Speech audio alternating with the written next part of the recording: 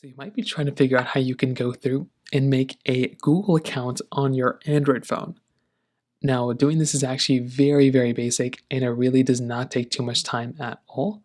So to get started, what you're first going to want to do is you want to go ahead and make your way over into your internet browser. So you can make your way over into basically any sort of, internet browser that you want. So in this case, we can make our way over to Google Chrome. Now, what we're going to want to do here is we want to go ahead and make our way over into a private browser, or you can do it in your own browser if you're already signed in. But if you're trying to make a new account, you might just want to make a new, go into incognito mode. So in this case, I will do that. And you want to make your way over into google.com.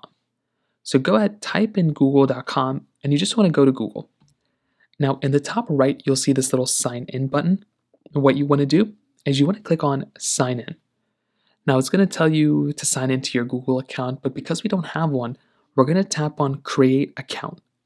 So let's tap on create account, and it's going to give me some options. Do I want to create an account for my personal use, for my child, or for my work or business? So choose the one that works, that's pertinent to you. In this case, I'll choose this top one. And then I'm going to be able to start building out my Google account. So it starts off with asking you about your first name, last name. It's going to start asking you more information. Then it'll allow you to pick a username, type in your password, and all those things.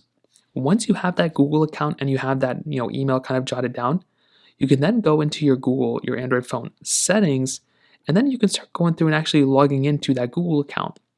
So that's basically how you do it. It's very basic. If you have any other thoughts or questions, please let me know in the comment section below. Hit the like button, that would mean so much, but definitely hit that subscribe button. More importantly than everything else, I love every single one of you guys. Hopefully I'll catch you guys in the next video. Peace out till then.